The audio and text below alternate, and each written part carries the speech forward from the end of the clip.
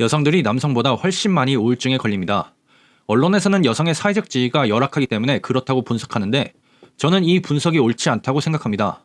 만약 사회적 지위 때문이라면 하위 20% 남성의 우울증이 상위 20% 여성보다 훨씬 심해야 되는데 제가 알기로 그런 증거는 없습니다.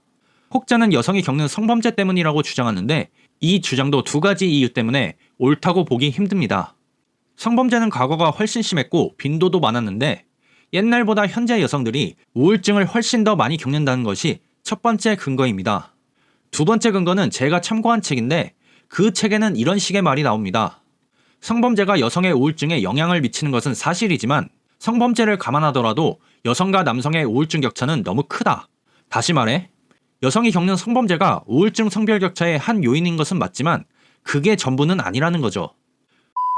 그럼 왜 여성들은 남자들보다 우울증에 더 잘 걸릴까요? 답은 책에 나와 있습니다.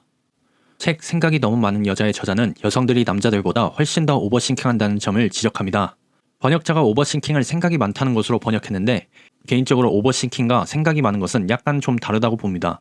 음식에 비유하면 오버싱킹은 코스 요리랑 좀 유사하고 생각이 많은 것은 뷔페와 비슷합니다.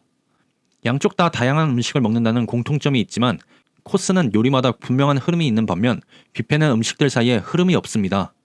비유가 와닿지 않은 분들이 있을 텐데 오버싱킹은 나상형 구조물과 닮았다고 이해를 하시면 좀 편합니다. 어떤 한 생각으로 시작해서 생각이 계속 이어지는데 그 범위가 점점 커지면서 최초의 생각에서 점점 멀어지는 게 오버싱킹의 특징입니다. 예를 들면 이런 예시가 존재할 수 있습니다. 예시를 보면 알겠지만 영화가 자기 취향이 아닌 것과 인생이 답이 없다는 것 사이에는 관계가 없습니다.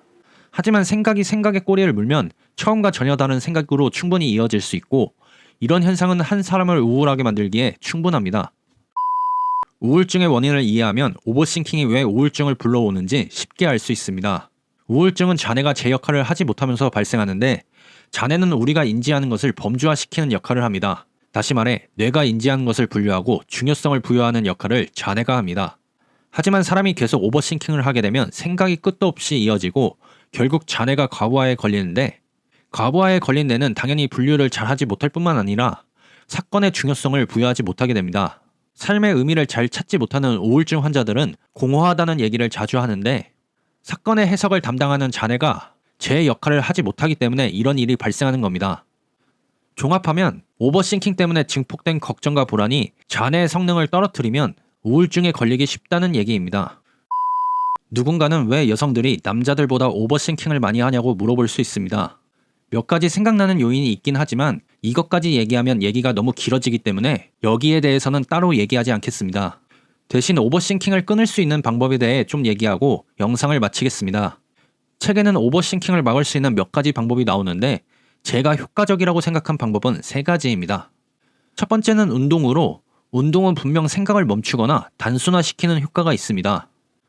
두 번째는 자신에 대한 기대치를 낮추라는 조언인데 실제로 자신이 못 이룬 것에 대한 오버싱킹이 많습니다. 그런데 자신에 대한 기대치를 낮추면 이런 생각에 잘 빠져들지 않습니다. 마지막 방법은 생각을 정확히 하라는 것입니다.